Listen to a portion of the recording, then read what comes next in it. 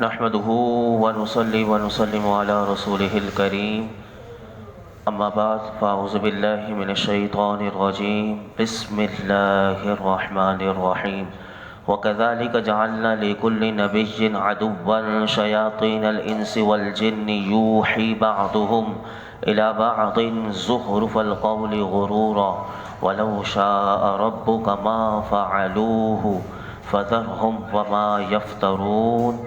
اور اسی طرح ہم نے ہر نبی کا دشمن بنایا انسانوں اور جنوں کے شیطان کو، ان میں ایک دوسرے کو دھوکہ دینے کے لیے بناوٹی باتوں کے وسوسے ڈالتا ہے، اور اگر تمہارا رب چاہتا تو وہ ایسا نہ کرتے، تو تم انہیں اور ان کی بناوٹی باتوں کو چھوڑ دو۔ کفار مکہ کی مخالفت اور ایذا رسانیوں کی وجہ سے نبی کریم صلی اللہ علیہ وسلم بہت رنجیدہ تھے۔ اس پر اللہ رب العالمین نے اپنے محبوب کو تسلی دیتے ہوئے فرمایا، اے حبیب صلی اللہ علیہ وسلم، یہ جس طرح یہ کفار آپ کی مخالفت اور دشمنی میں سرگرم ہیں، اسی طرح آپ سے پہلے جتنے انبیاء اور رسل علیہم السلام گزرے ہیں، سب کی قوم کے کافر، چاہے وہ انسان ہو یا جن ہو، سب کے سب نبیوں کے دشمن تھے۔ فرمایا کہ کفار کی انبیاء اور رسل سے عداوت اور مخالفت ہماری طرف سے ایک آزمائش ہے، تاکہ انبیاء اور مرسلین اس آزمائش پر صبر کر کے اجر عظیم حاصل کریں۔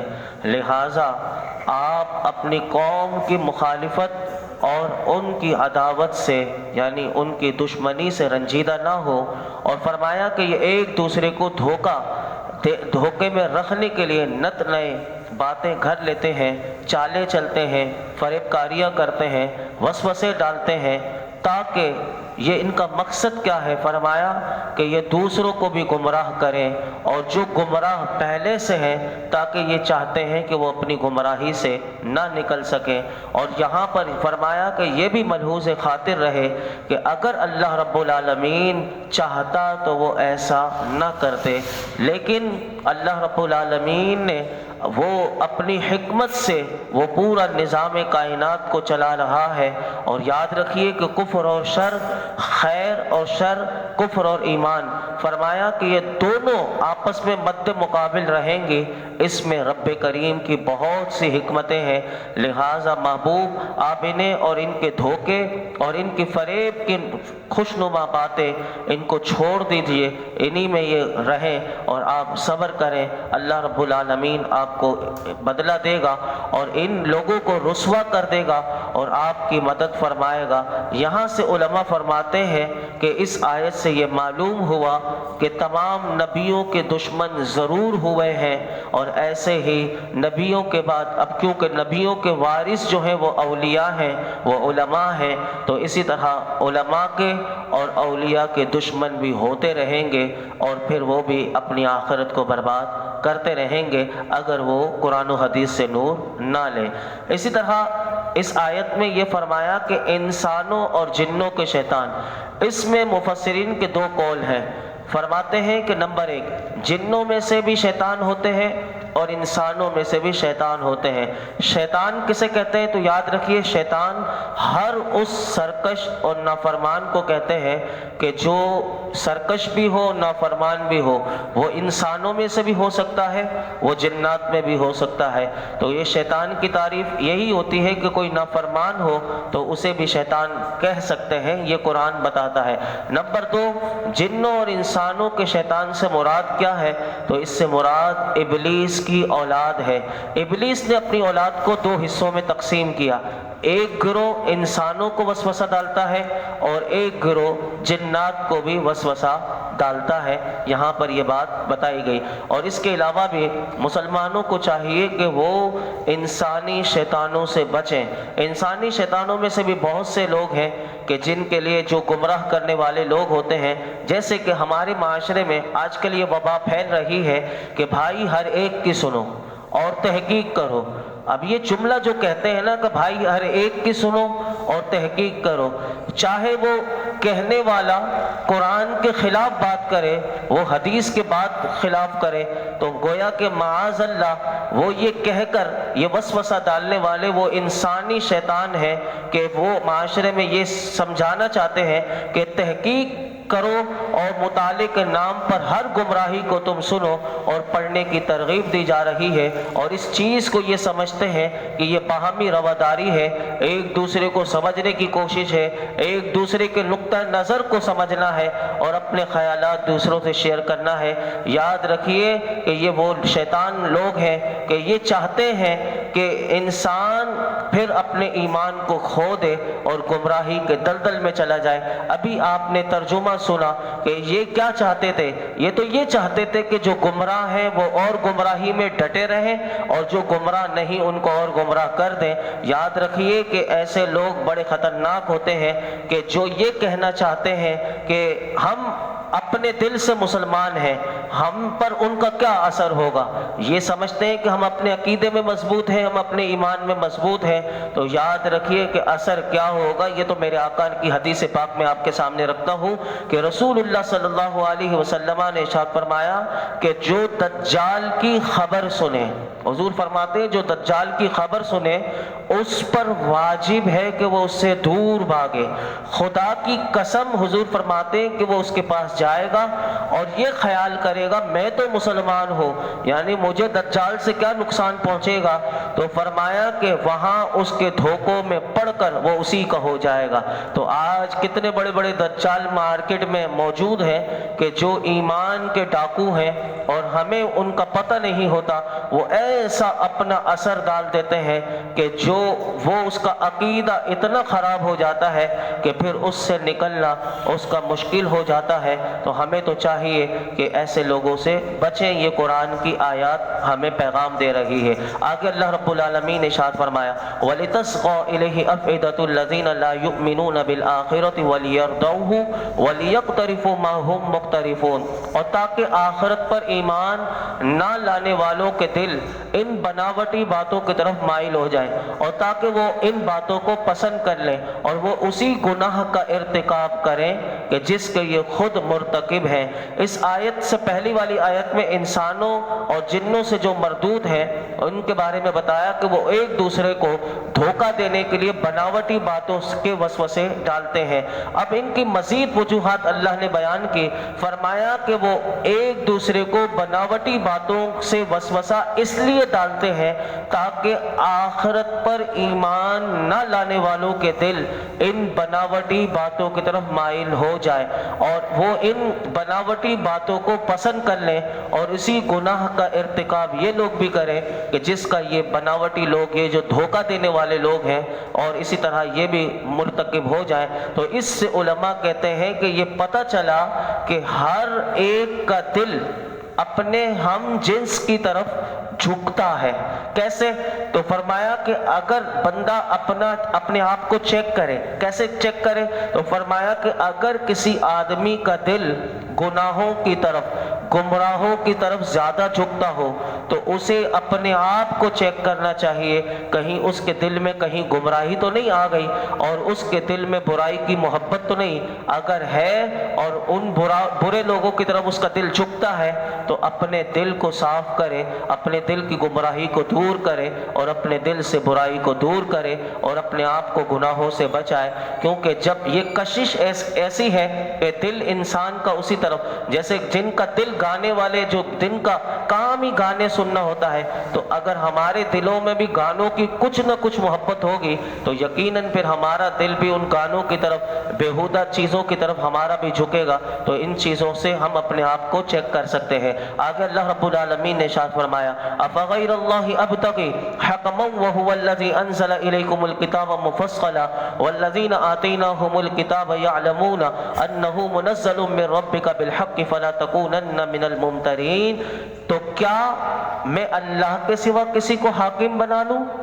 حالانکہ وہی ہے جس نے تمہاری طرف مفصل کتاب اتاری، اور جن لوگوں کو ہم نے کتاب دی وہ جانتے ہیں کہ یہ تیرے رب کی طرف سے حق کے ساتھ نازل شدہ ہے، تو اے سننے والے تو ہرگز شک والوں میں سے نہ ہو۔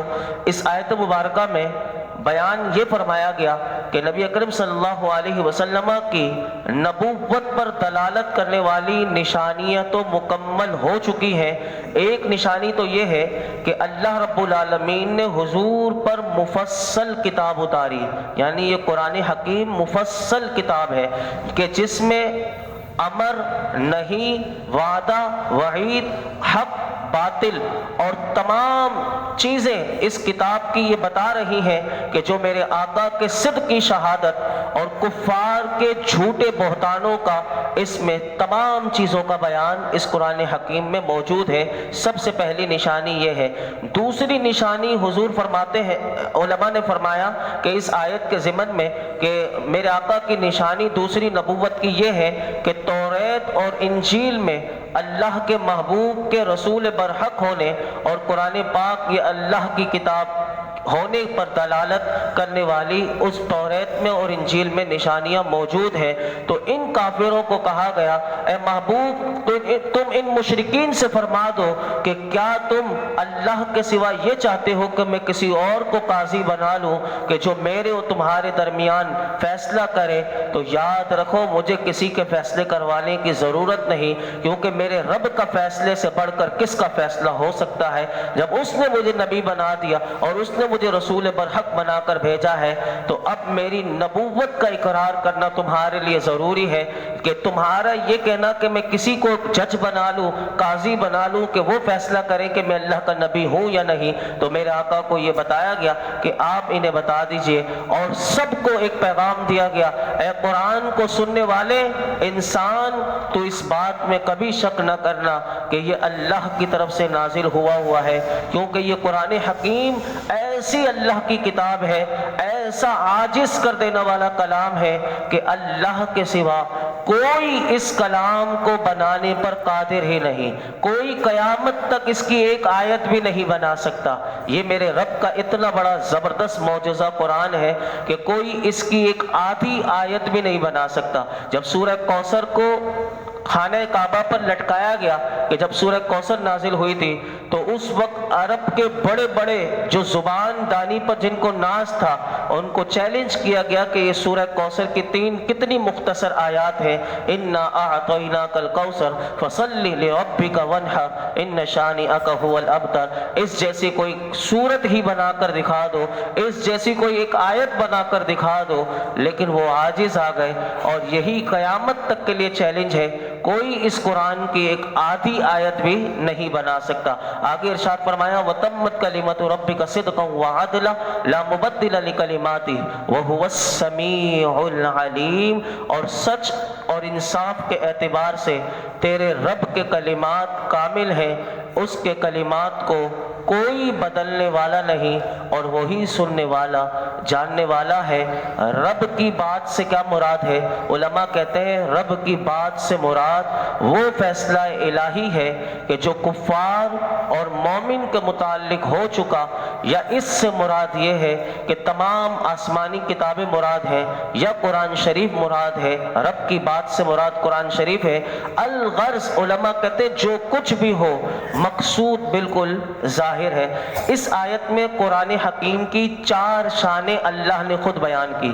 قرآن کی 4 شانیں اس آیت میں ہوئی۔ نمبر 1 پہلی شان یہ اس آیت میں بتائی گئی کہ قرآن پاک مکمل کتاب ہے، اس کا کوئی پہلو ناتمام نہیں ہے۔ یہ پہلی شان اللہ نے اسی آیت میں بیان کی۔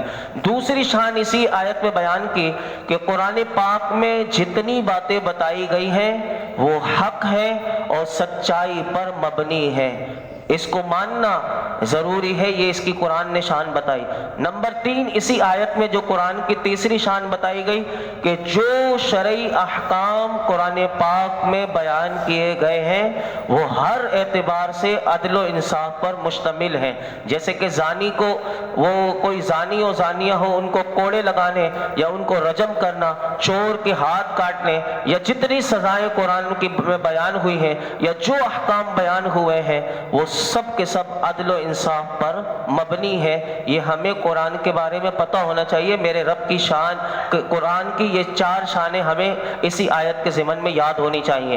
چوتھی شان اس میں یہ اللہ رب العالمین نے خود بیان کی کہ قرآن پاک ہمیشہ کے لیے ہر طرح کی تبدیلی اور تحریف سے محفوظ ہے، کوئی قرآن میں تبدیلی نہیں کر سکتا۔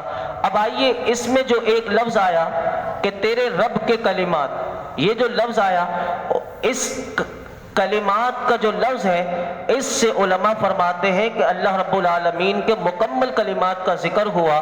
اب آئیے کہ مخلوق کے شر سے ہم کیسے بچ سکتے ہیں۔ میرے آقا نے 3 وظیفے ہمیں دیے ہیں اسی آیت کے ضمن میں، وہ 3 وظیفے ہم بھی پڑھ سکتے ہیں اور اپنے بچوں کو دم بھی کر سکتے ہیں، اور یہ بہت زبردست وظیفے ہیں۔ آئیے پہلا وظیفہ جو ہے وہ بخاری شریف میں آتا ہے۔ حضرت عبداللہ بن عباس رضی اللہ عنہما فرماتے ہیں کہ اللہ کے محبوب علیہ الصلوۃ والسلام حضرت حسن اور حضرت حسین، یہ نواسۂ رسول ہیں دونوں، میرے آقا علیہ الصلوۃ والسلام ان کو پڑھ کر دم کیا کرتے تھے، اور حضور یہ فرمایا کرتے تھے کہ یہ تمہارے جد امجد حضرت ابراہیم علیہ الصلوۃ والسلام، فرمایا کہ حضرت ابراہیم علیہ الصلوۃ والسلام، حضرت اسماعیل اور حضرت اسحاق یہ دونوں بھی نبی ہیں، لیکن ان کے والد کون ہیں؟ حضرت ابراہیم۔ فرمایا کہ ان کلمات کو پڑھ کر دم کیا کرتے تھے، یعنی اسماعیل علیہ الصلوۃ والسلام کو بھی اور حضرت اسحاق کو بھی۔ تو کیا پتہ چلا کہ یہ نبیوں کے مقدس زبان سے نکلے ہوئے کلمات ہیں، اور جن کو حضرت ابراہیم نے بھی پڑھا اب میرے آقا بھی پڑھ رہے ہیں۔ تو اب آپ اندازہ لگائیے اس میں کتنی برکت ہوگی کہ اگر ہم پڑھیں اور پڑھ کر دم کریں تو انشاءاللہ، کیونکہ یہ میرے آقا کی مبارک زبان سے نکلے ہوئے کلمات ہیں، تو سنیے بہت آسان کلمات ہیں، جس کو بھی نظر لگ جاتی ہو تو یہ نظر کے لیے بہترین وظیفہ ہے، اور وہ شیطان کے شر سے بھی بچنے کے لیے اور نظر بد سے محفوظ رہنے کے لیے انتہائی وظیفہ ہے۔ کلمات یہ ہیں: اعوذ بکلمات اللہ التامات من کل شیطان وہامہ ومن کل عین لامہ۔ بس یہ اتنا سا وظیفہ ہے، اعوذ بکلمات اللہ التامات من کل شیطان وہامہ ومن کل عین لامہ۔ آئیے دوسرا وظیفہ میں آپ کو بتا دوں، یہ بھی ترمذی شریف میں آتا ہے کہ حضرت خولہ بنت حکیم رضی اللہ تعالی عنہا سے روایت ہے کہ اللہ کے محبوب علیہ الصلوۃ والسلام نے ارشاد فرمایا، جو شخص سفر کے دوران کسی جگہ اترے، اب مسافر کو بڑا ڈر ہوتا ہے میرے کو کہیں سے تکلیف نہ پہنچ جائے، تو میرے آقا نے فرمایا تم سفر کرو اور کسی جگہ اترو تو یہ کلمات پڑھ لو گے تو جب تک تم اس مقام سے کوچ نہیں کر جاؤ گے انشاءاللہ تمہیں کوئی چیز وہاں پر نقصان نہیں دے گی۔ وہ کلمات بھی ہمیں روزانہ بھی پڑھنا چاہیے، سفر کے درمیان تو لازمی پڑھنا چاہیے، لیکن صبح کے وقت پڑھ لیں اور شام کے وقت، وہ بھی بہت آسان کلمات ہیں۔ اعوذ بکلمات اللہ التامات من شر ما خلق، اعوذ بکلمات اللہ التامات من شر ما خلق۔ اور تیسرا وظیفہ میں آپ کے سامنے رکھ دوں، یہ وظیفہ ابو داؤد شریف میں ہے، اور حضرت علی رضی اللہ تعالی عنہ فرماتے ہیں کہ رسول اللہ صلی اللہ علیہ وسلم سونے سے پہلے یہ دعا ضرور پڑھ کر میرے آقا سویا کرتے تھے، اور میرے آقا روزانہ یہ حضرت علی بتا رہے ہیں یہ پڑھتے تھے۔ سنیے یہ بھی بڑے زبردست کلمات ہیں، اگر یاد ہو سکے تو یاد کر لیجئے گا۔ اللہم انی اعوذ بوجہک الکریم وکلماتک التامات من شر ما انت آخذ بناصیتی اللہم انت تکشف المغرم والمأسم اللہم لا یہزم جندک ولا یخلف وعدک ولا ينفع ذا الجد منک الجد سبحانک اللہ سبحانک وبحمدک۔ اس کا میں ترجمہ بتا دیتا ہوں، اگر آپ کو ترجمہ ہی پڑھ کر آپ اپنے اوپر دم کر سکتے ہیں۔ اس کا ترجمہ یہ ہے کہ اے اللہ، میں تیری بزرگ ذات اور تیرے مکمل کلمات کی پناہ پکڑتا ہوں اس کے شر سے جسے تو پیشانی سے پکڑنے والا ہے۔ اے اللہ، تو ہی قرض کو ادا کرواتا اور گناہوں کو معاف کرتا ہے۔ اے اللہ، تیرے لشکر کو شکست نہیں اور تیرا وعدہ غلط نہیں، اور تیرے سامنے کسی زور آور کا زور نہیں چلتا۔ تو پاک ہے اور سب تعریفیں تیرے لیے ہیں۔ اللہ رب العالمین یہ دعائیں ہم سب کے حق میں بھی قبول فرمائے، اور ہمیں اللہ تعالی ہر قسم کے شیطانوں کے شر سے، نفس کی ہر شرارت سے اللہ ہمیں محفوظ فرمائے۔ الحمدللہ رب العالمین والصلاة والسلام علی سید الانبیاء والمرسلین وعلی آلہ واصحابہ اجمعین۔ یا اللہ پاک جو کچھ ہم نے درس قرآن میں سنا، اس میں کوئی غلطی کوتاہی ہو معاف فرما، اپنی بارگاہ میں شرف قبولیت عطا فرما، ہمیں قرآن حکیم کا نور عطا فرما۔ اے اللہ ہمیں قرآن حکیم کو صحیح سمجھنے والا بنا دے، ہمیں باعمل بنا دے، باعمل بنا دے، باعمل بنا دے، ہماری زندگیوں میں نور عطا کر دے، ہماری زندگیوں میں سکون عطا کر دے، ہر قسم کی بیماریوں سے، قرضداریوں سے، پریشانیوں سے، آزمائشوں سے اللہ ہمیں محفوظ فرما۔ اللہ تو ہم سے راضی ہو جا، یا اللہ تو ہم سے ہمیشہ کے لیے راضی ہو جا، اے اللہ تو ہم سے ہمیشہ کے لیے راضی ہو جا، تیری رضا والی زندگی عطا فرما اور رضا والی موت عطا فرما۔ ہر قسم کی محتاجیوں سے، بلاؤں سے، مصیبتوں سے، پریشانیوں سے مولا کریم ہر قسم کی ٹینشن سے محفوظ فرما۔ آج تک جتنی دعائیں کی ہیں، آئندہ کریں گے، سب دعاؤں کو قبول فرما۔ اس درس قرآن میں یہ جتنے حاضرین موجود ہیں، ان سب کی خالی جھولیوں کو، دامنوں کو مرادوں سے بھر دے۔ وصلی اللہ تعالی علی خیر